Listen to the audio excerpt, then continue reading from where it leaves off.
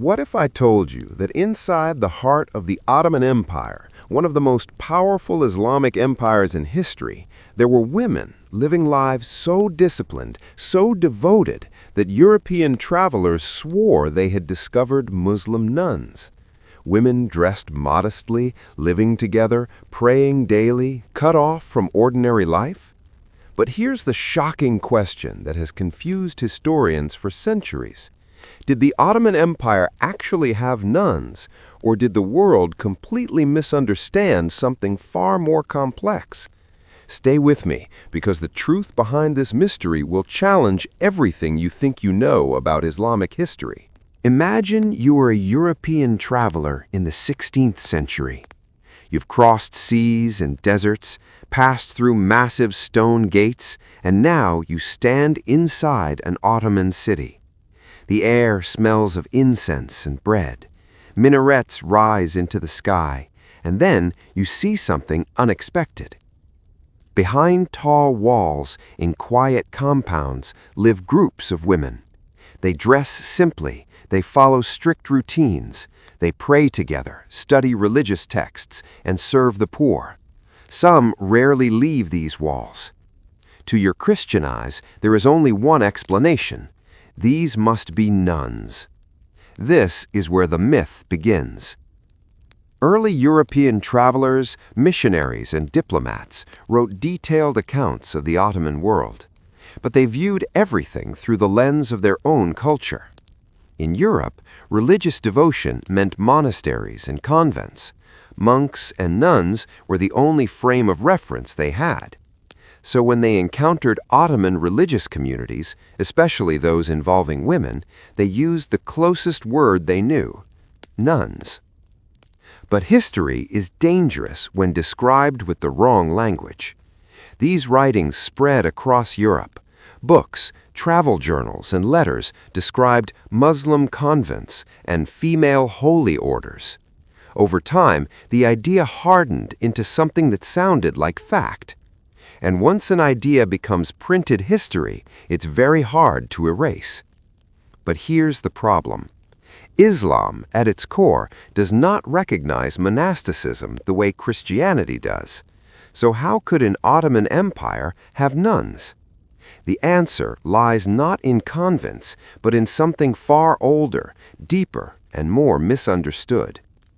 To understand the truth, we must first understand how Islamic spiritual life actually worked. In Christianity, religious devotion often meant separation from the world.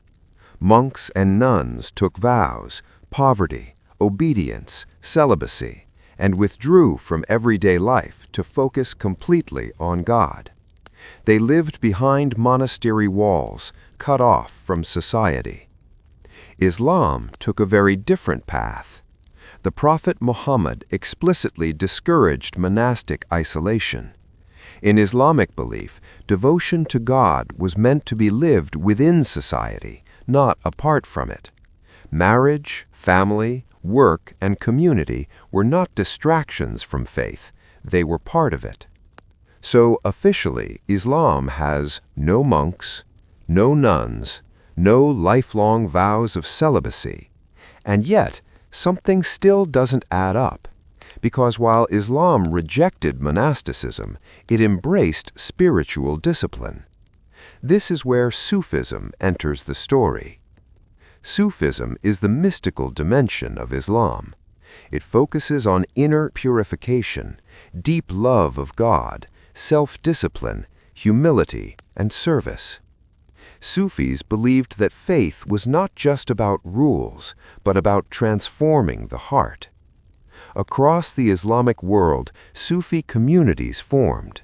They gathered in spiritual centers, learned from teachers, practiced remembrance of God, and helped travelers and the poor. And the Ottoman Empire, far from suppressing this, embraced it. Sufism became woven into Ottoman society, culture, and politics. And at the center of this spiritual world stood places known as tekkes and zaviyes. This is where the mystery truly begins. The word Zaviye sounds simple, but its meaning carried immense power. A Zaviye was not a monastery, it was not a convent, and it was not a mosque. A Zaviye was a spiritual lodge. Think of it as a hybrid space, part religious school, part community center, part shelter, and part spiritual retreat. Zaviyes existed everywhere in the Ottoman Empire, in cities, in villages, along trade routes, near borders and remote lands. They served many purposes. Travelers could rest there, the poor could receive food, students could learn theology, poetry, and ethics. Sufis could practice spiritual discipline together. And here's the key detail most people miss. Zaviyes were not always male-only spaces. Some Zaviyes were specifically organized for women. These women were not locked away. They were not considered sinful. They were not hidden from society. Instead, they were respected. Many were widows, unmarried women by choice, scholars, poets, spiritual teachers. They lived structured lives centered on prayer, learning, and service. From the outside, European visitors saw women living communally, devoted to faith, wearing modest clothing, following discipline. To them, it looked exactly like a convent.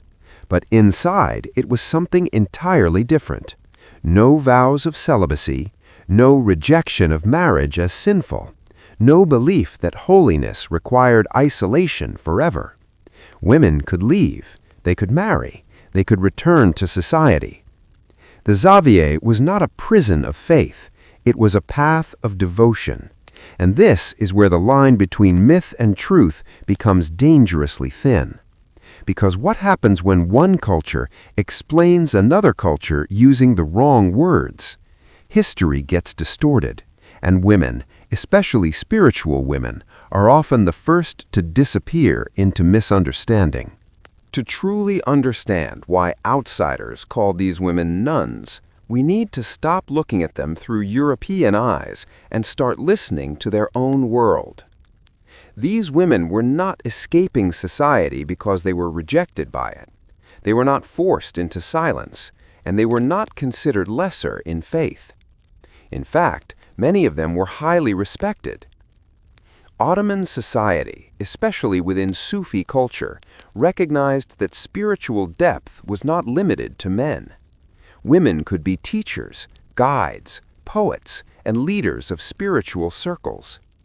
Some women of the Zaviye were known as muridas, female disciples devoted to a Sufi path. Others were wives or daughters of famous Sufi masters who continued the tradition after their deaths. Some were scholars in their own right. And many were women who made a powerful choice. They chose a life focused on learning, devotion, and service. Imagine a woman in 15th century Anatolia. Her husband has died. Society does not abandon her, but she does not wish to remarry. Instead of living in isolation, she joins a women's Zaviye. There, she finds education instead of loneliness, purpose instead of silence, community instead of dependency. These spaces gave women dignity and autonomy in a world where options were often limited. European travelers never asked these women why they were there. They simply assumed, and assumption became legend. This is the question that caused the greatest confusion. Were these women forbidden to marry? The answer is simple, but shocking to many. No. There was no vow of lifelong celibacy. Islam does not consider marriage a barrier to holiness. In fact, marriage is often described as completing half of one's faith. So the idea of forced celibacy made no theological sense. Some women in Zaviyes were unmarried, some were widows. Some eventually married and left. Some returned later. Their devotion was voluntary, not enforced. This is where the Western comparison completely breaks down. Christian nuns took permanent vows, could not marry, lived permanently apart from society. Ottoman women of the Zaviye chose devotion freely, could leave at any time, remained socially respected. But from the outside, discipline looks like restriction, silence looks like imprisonment, modesty looks like oppression, and misunderstanding thrives in silence. Now, let's step inside. Not through the eyes of a foreign traveler, but through the quiet rhythm of daily life. Before dawn, the Zaviye stirs. Soft footsteps echo across stone floors. Lamps flicker. The air is cool and still. The women gather for prayer, not rushed, not forced, but intentional. After prayer comes study. Some read the Quran. Others copy texts by hand. Some recite poetry written by earlier Sufi women, verses about longing, patience, love, and surrender to God. Later in the day, the doors open to the world. The poor arrive, travelers knock, food is prepared, bread is shared, medicine is offered, advice is given. These women were not hidden from society, they served it.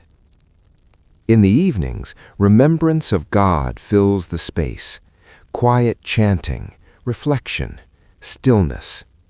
This was not a life of punishment, it was a life of meaning. And yet, history would later reduce it to a single misunderstood word: nuns. In the next part, we'll uncover how powerful these institutions really were and how the Ottoman state itself protected and supported them. Because this story isn't just spiritual, it's political, and it's about power. It's easy to imagine these Zaviyes as quiet, hidden places far from power. That would be a mistake. The Ottoman Empire did not just tolerate Zaviyes, it actively supported them. Sufi orders played a major role in Ottoman expansion. As the empire grew, Zaviyes were often the first institutions built in newly conquered lands. They helped stabilize regions, spread Ottoman culture, and provide social services long before formal administration arrived. And women's Zaviyes were part of this system. Some were funded through waqf, charitable endowments established by sultans, queens, princesses, and elite women of the court. These endowments paid for food, salaries, repairs, education, care for the poor. Ottoman royal women were especially important here. Mothers of sultans, wives of rulers, and powerful palace women sponsored Zaviyes as acts of faith and influence. Supporting women's spiritual spaces was seen as honorable, not controversial. This tells us something critical. If these women were considered improper or un-Islamic, the state would never have protected them. Instead, the empire saw Zaviyes as moral anchors, places that shaped ethical citizens and loyal subjects. But power is never permanent, and neither is tolerance. As centuries passed, the Ottoman world began to change. New ideas entered. Empires weakened. Modernization knocked on ancient doors. By the 18th and 19th centuries, some officials began to see Sufi institutions as outdated. Others feared their influence. Some Zaviyas became corrupt. Others were simply misunderstood by reformers who wanted a modern state. Then came the final blow. In the early 20th century, sweeping reforms shut down Sufi lodges across former Ottoman lands. Zaviyas were closed. Records were lost. Buildings were abandoned or repurposed. And when history is written during silence, stories vanish. Women's stories vanished first. Without institutions, without documents, without voices, the memory of women-led Zaviyas faded into shadows. All that remained were confused travel accounts and a single misleading word: nuns. Let's be honest, This misunderstanding didn't survive by accident. Western writers often describe the Islamic world through comparison, not understanding. They translated unfamiliar roles into familiar terms, even when those terms were wrong. A woman devoted to God must be a nun. A communal religious space must be a convent. These shortcuts made stories easier to tell, but harder to tell truthfully. Over time, these descriptions were repeated in textbooks, encyclopedias, and documentaries. The myth hardened into something that sounded factual. But language shapes reality, and once the wrong word enters history, it can erase entire worlds of meaning. So, if they weren't nuns, what were they? They were seekers, women who believed that faith was not loud, but deep, that devotion didn't require isolation, but intention, that serving others was a form of worship. The Zaviye gave women education, authority, community, purpose. It offered a spiritual path without forcing women to reject womanhood itself. No vows denying life, no walls denying choice, just discipline, learning, and service. This reality challenges modern stereotypes because it shows an Ottoman world where women were not only present, but spiritually powerful. Most Zaviyes are gone, but traces remain. In poetry, in oral traditions, in old stone buildings now mistaken for ruins, and in the quiet influence of women whose names history forgot, but whose impact shaped communities. Today, historians are slowly rediscovering these stories. Archival work, feminist scholarship, and renewed interest in Sufism are bringing these women back into the light. But there is still much to uncover. So now we return to the question that started it all. Did the Ottoman Empire actually have nuns? No, but it had something far more interesting. It had women who chose devotion without disappearing from society. Women who lived disciplined lives without enforced celibacy. Women who served God through knowledge, compassion, and community. They were not nuns. They were Ottoman spiritual women of the Zaviye. And their story reminds us of something powerful. History doesn't just hide truths. Sometimes it mistranslates them. If one misunderstood word can erase generations of women from history, how many more stories are still waiting to be understood? Thank you for staying with me to the end of this journey.